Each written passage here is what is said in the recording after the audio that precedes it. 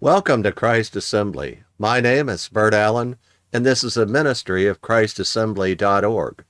A friend of mine came to me recently and said, I really have concerns about my faith in Jesus, and it's a little hard for me, being a skeptic, to accept all the things he did in his earthly ministry with lots and lots of miracles. Is there anything that can really help that? Because it's hard for me to believe that. I want to believe that, and I do believe that, but my faith is weak about all those things that Jesus did on earth. I don't have a problem with him in eternity past, being God, but when he was sent to earth, it's a little harder for me. So let's talk about that today.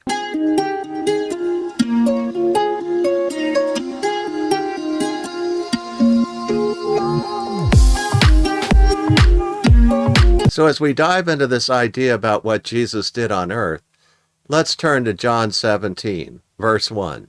This is the Gospel of John. Jesus spoke these things, and lifting up his eyes to heaven, he said, Father, the hour is come, glorify your Son, that the Son may glorify you. And let's think about that for a moment.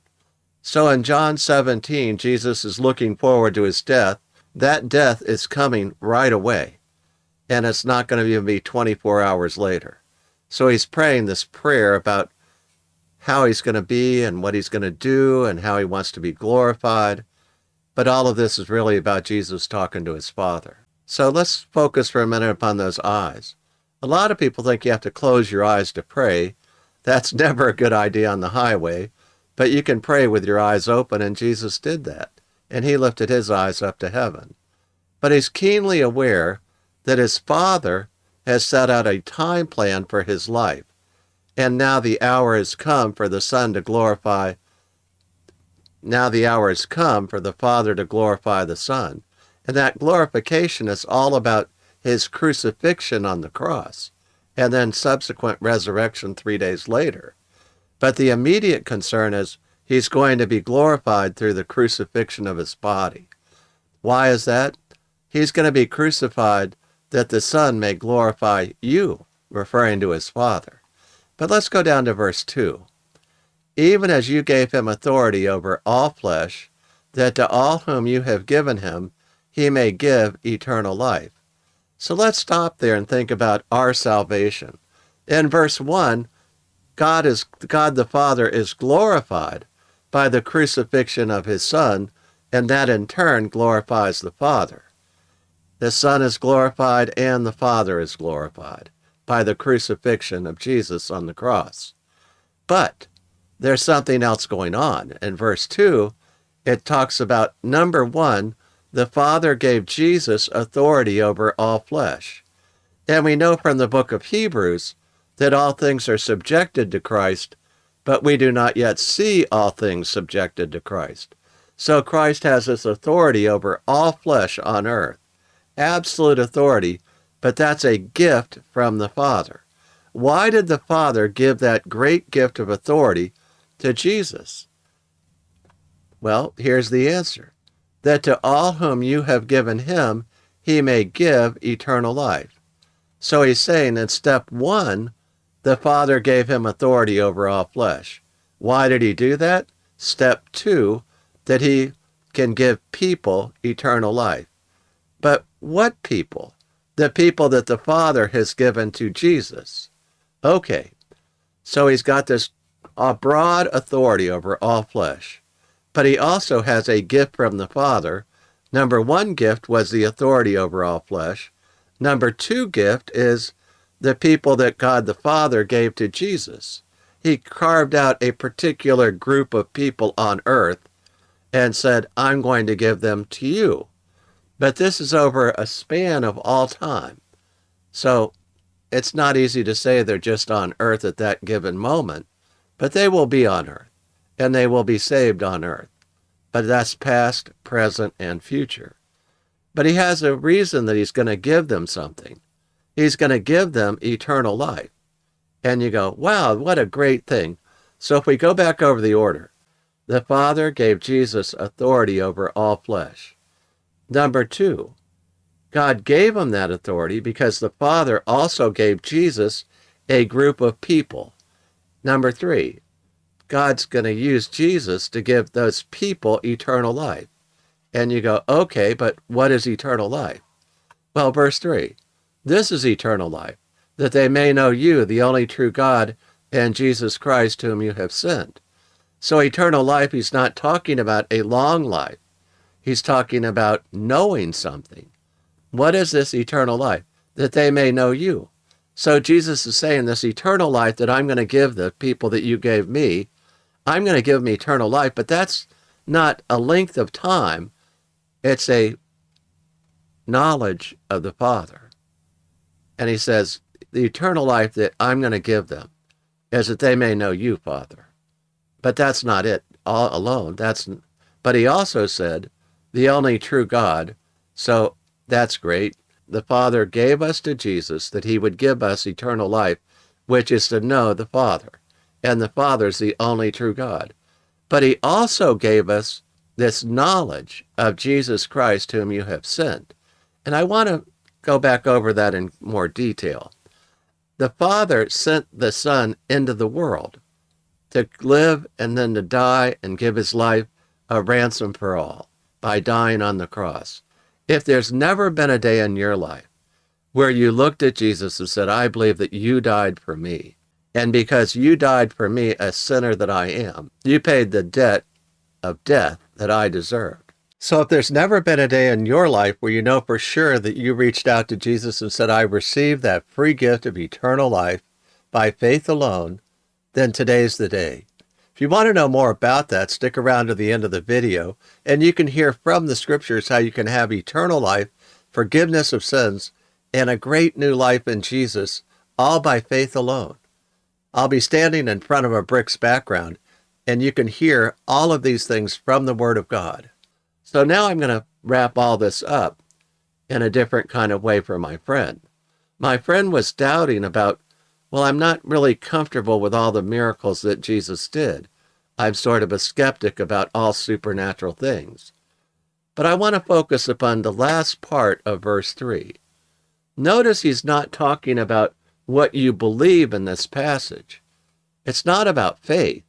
It's about knowledge. Let's go back and look at that for a second. This is eternal life, that they may know you. See that know you over here? This idea of knowing God. God says that's the gift of eternal life, that you would know the Father and that you would also know Jesus.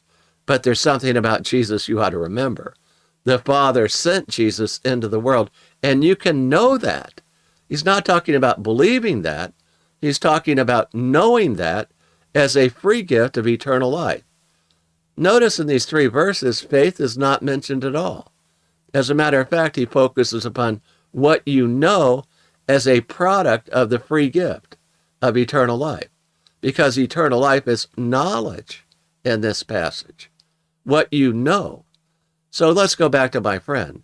He has trouble believing in all the miracles of Jesus, but I reminded him that when you go back, what you're going to see is that you know that the Father sent the Son into the world. You know that. That's part of eternal life. It's not what you believe, it's what you know. And you go, oh, wow, let me really concentrate on that for a moment. I know as a product of eternal life, which was a free gift to me from God the Father through Jesus, that I know that Jesus was sent by the Father into the world. And once I know that and remember that, all that he did on earth is a product of the Father sending Jesus into the world. And it's not about believing, it's about knowing that. And that was part of the free gift of eternal life. So I hope this helps you with your faith today, that you can go back and say, it's not what I believe in eternal life. John 17, 1 through 3 is about what I know. That eternal life is about knowing the only true God and knowing Jesus Christ was sent by the Father into the world. And once I know that, my faith abounds in Jesus because of what I know. So let's pray. Father, we thank you for your word and the beauty of your word. May we love you all the more and thank you that eternal life is knowing you, the only true God, and Jesus Christ, whom you have sent into the world. Thank you, Lord. May our faith grow in you. May we stand on the knowledge and the facts that you told us. Thank you for your great love for us, Lord. In your name we pray. Amen. Hallelujah. Before I close the video, I'd like to share with you 4 verses about eternal life. I often ask people this simple question: why should Jesus let you into heaven? And the answer to that question surprises many people because it comes from the Bible and it's simple and it's clear. Most folks, when they hear that question, they tell me, well, I've been good, or tried to do more good than bad, or I tried hard, or I've done a lot of nice things, and I hope God will let me into heaven.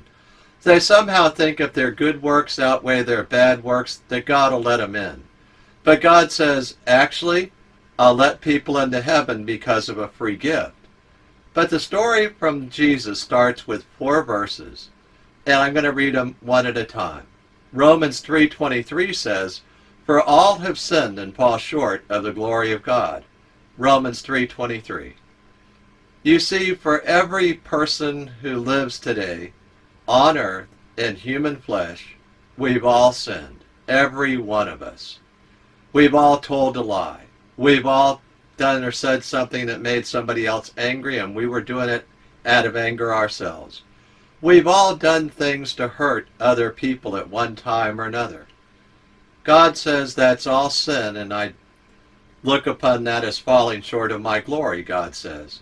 God says we should never fall short of his standard, which is the glory of God. Well, is it serious that we've sinned? Should I be worried about that? Everybody sinned. Why should I worry? Well, consider Romans 6:23. For the wages of sin is death, that all of us deserve the death penalty. At the moment we sinned, we incurred the death penalty for the smallest sin or the biggest sin. I'm happy that Romans 6:23 continues and says, "But the free gift of God is eternal life in Christ Jesus our Lord." You see, if you've been listening carefully and thinking about what the Bible says, so far we've learned that we're all sinners, we all fall short of the glory of God, and we all deserve the death penalty. This doesn't sound like good news until you read the last part of that last verse. It says that God has a free gift for all of us. It's in Christ Jesus our Lord, and it's eternal life. The free gift of eternal life that only Jesus Christ can give you. He said he's the way, the truth, and the life.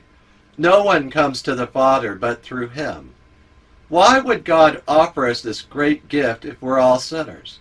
Well, Romans 5:8 tells us. It says, "But God demonstrates his own love toward us, in that while we were yet sinners, Christ died for us."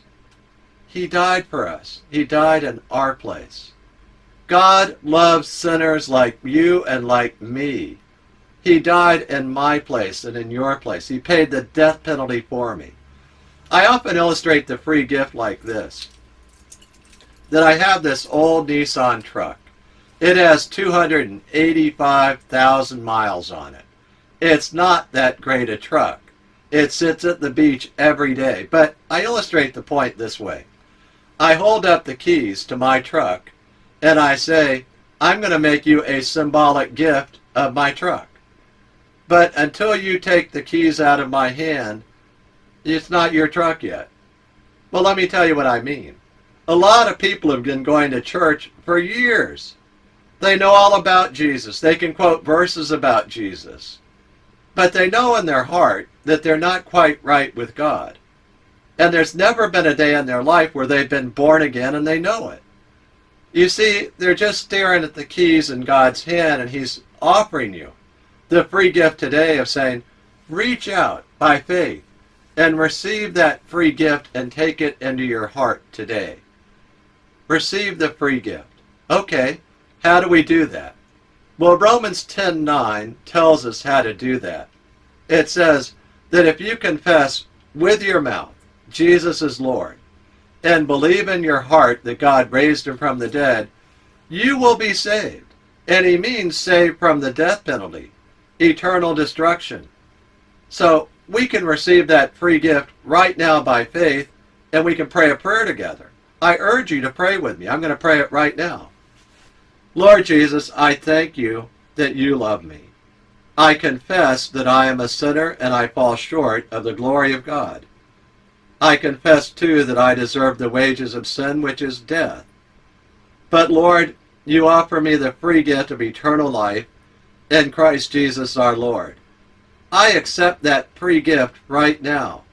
I believe that you love me and that God died on the cross for me, that Jesus Christ is God, and he died on the cross for me. You paid the death penalty for me, Lord Jesus. Thank you so much. I confess with my mouth Jesus is Lord, and I believe in my heart that God raised him from the dead. I repent of my sins, and I accept that free gift, Lord. Thank you so much that you have forgiven me. In your name I pray. Amen. Now, if you prayed that prayer with me, I'd love you to send me an email and we'll rejoice together. Send me the email at friend@christassembly.org. That's friend@christassembly.org. I look forward to hearing from you. Hallelujah.